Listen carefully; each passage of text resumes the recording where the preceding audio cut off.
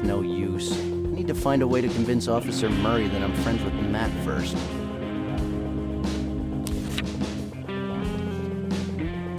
That's Matt's wallet. Am I crazy, or is this Matthew Griffin's wallet? Let me see. Where did you find this? With all due respect, Murray, I think I should talk about this with someone a little higher up the chain of command. I'm so glad you think that way, boy. Come in. Sergeant Kramer likes the smart-ass type. You're his problem now. So that's it? I can go in? Yeah, I guess he'll be questioning you. But don't touch or take anything. Do you know who you're talking to? I sure do. That's why I said it. Now get out of my sight.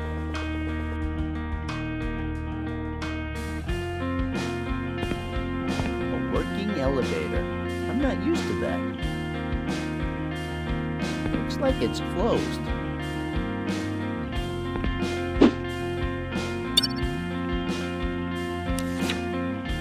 Nothing better to fight fire with, except fire itself, of course.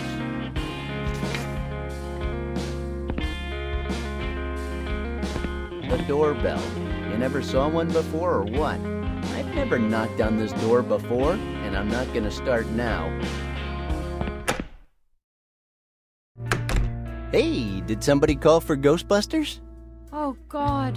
Randall, you're here. What the hell happened here? Where's Matt?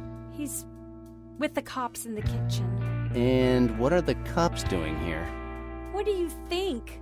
He really messed up this time. What a jerk. I'm not talking to him ever again. You mean this is even worse than that legendary machete fight he set up between the chimps and the orangutans in 2003? Definitely. Really? Don't forget one of the chimps bit the Coast Guards and gave them all rubella. I mean, at least it looked like rubella. Randall, this time, Matt has made me seriously reconsider our relationship. You mean this is even bigger than when he made the biggest puke omelet in the world? Well, he swore that one would feature in his epitaph, but this time there are no words. You mean he actually went through with his plan? He really froze a living being in his Frigomatic 9000? Not yet. But I keep having these nightmares where I open the fridge and he's right there, cryogenically frozen with a note that says, "I want to see a future ruled by machines." Yeah, that sounds like something he would do, and I'm sick of this. I don't want to have to deal with stuff like this for the rest of my life. Well, not quite. Just until he freezes himself. He's really obsessed with that future ruled by machines thing, and any kind would do. The one where machines use people as batteries, the one where machines use people to create Soylent Green, the one where machines use people as test subjects, you know, with portals, cubes, and buttons. I can't take it anymore. I'm a good person. I don't deserve this. Why don't you go to the kitchen and check out his masterpiece? I have a lot of thinking to do. Are you okay? Do you want an extendable duck hanger? It might cheer you up. Just go to the kitchen. I think Matt needs a friend now, more than ever. That's Sally. She always looks great in pictures. Sally doesn't look very happy today. I better leave her alone. She was really starting to get emotional at the end there. That couch has witnessed many things. Let's focus on the future and not the past. That's Matt's. It belongs here. I have just one thing to say about this.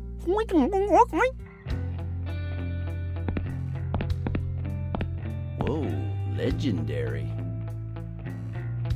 I wish I had enough time, but I don't.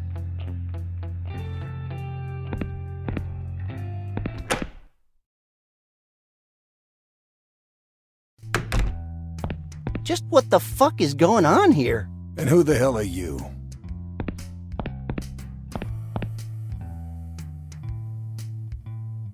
My name is Inigo Montoya. You killed my father. Prepare to die. Are you threatening me, boy? Or are you a dumbass who thinks he's a smartass? Do you think you're funny? Let's see. No to the first part. I could be to the second part. And I believe I'm amusing. Yeah, sure. I guess you're here because Officer Murray thought you might be of help. Listen, just because you danced your way around the incompetent barbecue lover doesn't mean you can do the same with me.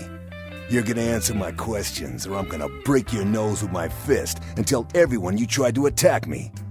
That's right, I'm one of those cops. Come on, Sergeant Kramer. Give the boy a break. Mind your own business, Ned. We're just taking photos and looking for fingerprints. I'll handle this, punk.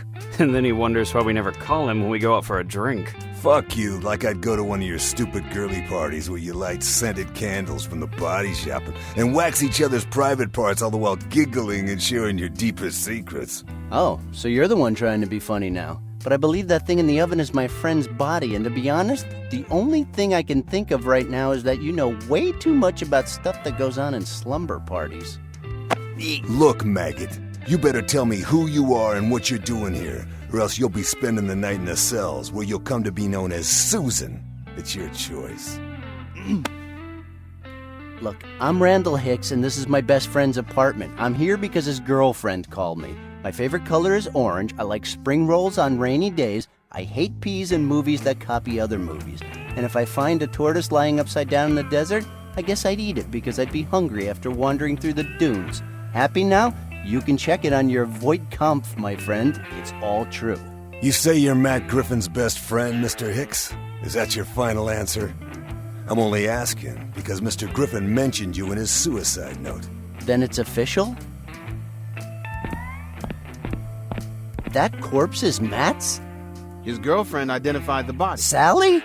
But she's the one that just called me. I talked to her and she never mentioned he was dead.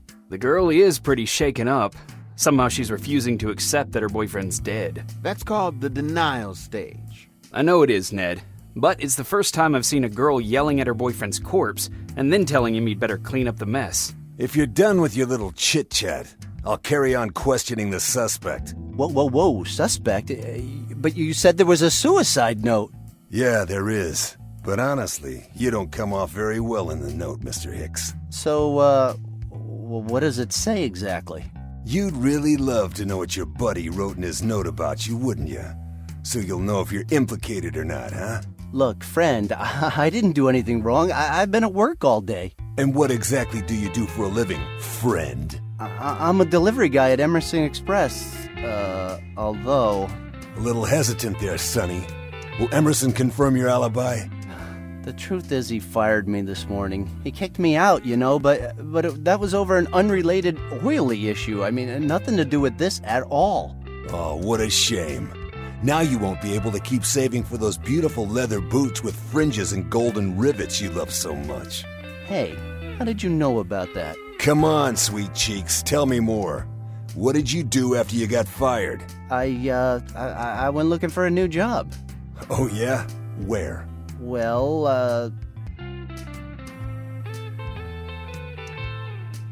I tried to join the Marines, but they rejected me because I have a lazy eye. Boy, you wouldn't last more than 20 minutes in the Marines.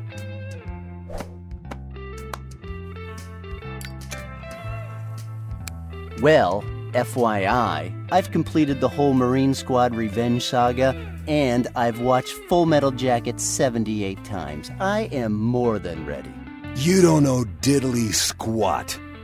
You don't know what it is to take off a uniform dripping with blood. You don't know how it feels to stab your enemy in the chest with your bayonet. You don't know the smell of napalm and burning flesh. You're just a stupid kid with delusions of grandeur. You were in the Marines, Sergeant? Hey, I thought you knew how an interrogation works. Allow me to explain. You question the suspect, not the officer in charge. Capiche? The day I find myself talking to you about my military experience will be the day Armageddon's upon us. You know, I saw in a magazine today that the apocalypse will happen in about 2 years' time. God damn it, stop chattering away like an 8th grader. I don't give a damn about your opinions unless they have something to do with blood or fingerprints. And I don't give a damn about what you've read in Cosmo either. I hope you don't make me repeat that. Capiche? Understood, Sergeant. We already gave you our report. The blood is from the victim, and the only fingerprints here belong to Mr. Griffin and his girlfriend. Our work here is done. This is clearly a suicide, but if you want to keep tormenting the boy, Ted and I will just stay here minding our own business. Fine, but don't talk to me until tomorrow when you're back on duty. Capiche? That last capiche was pushing it. Yeah, definitely one too many. Anyway, let's continue our little chat, Susan. I always wanted to be a lifeguard, like in Baywatch, but the coast is just too far from here. Just the effort of picturing you saving other people's lives would cause my brain to melt and ooze out of my ears and nose. Saving lives? What the hell are you talking about? I said like in Baywatch. You know, running around all shirtless and in slow motion in the company of some gorgeous ladies. But man, I can't stand the thought of seaweed between my toes. Ugh. What is your major malfunction, numbnuts?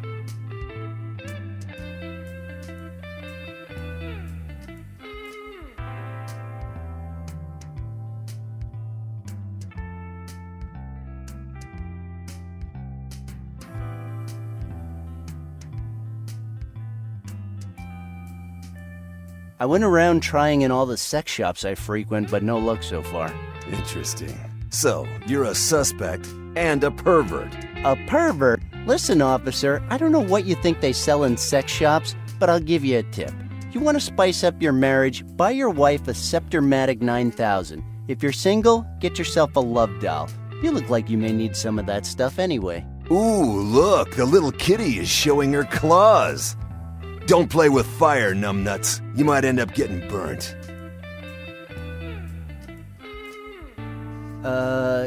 Yes, sir. I'm sorry. That's more like it, kitty cat.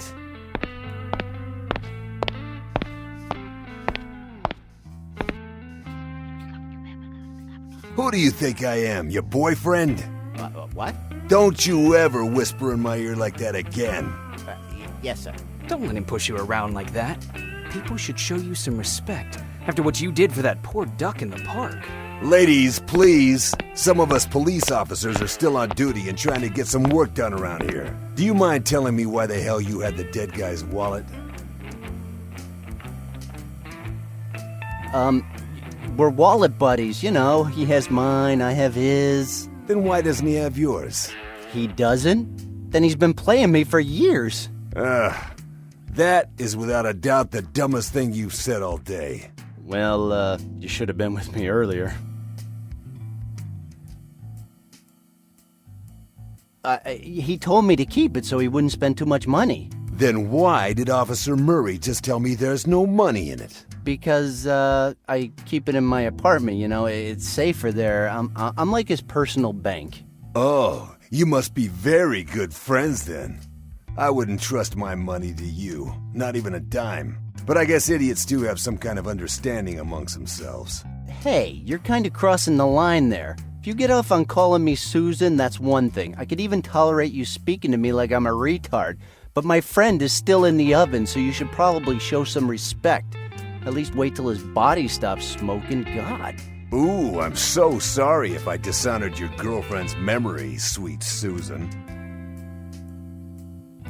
Coincidentally, I found this on the street on my way here. Oh, I'm sorry.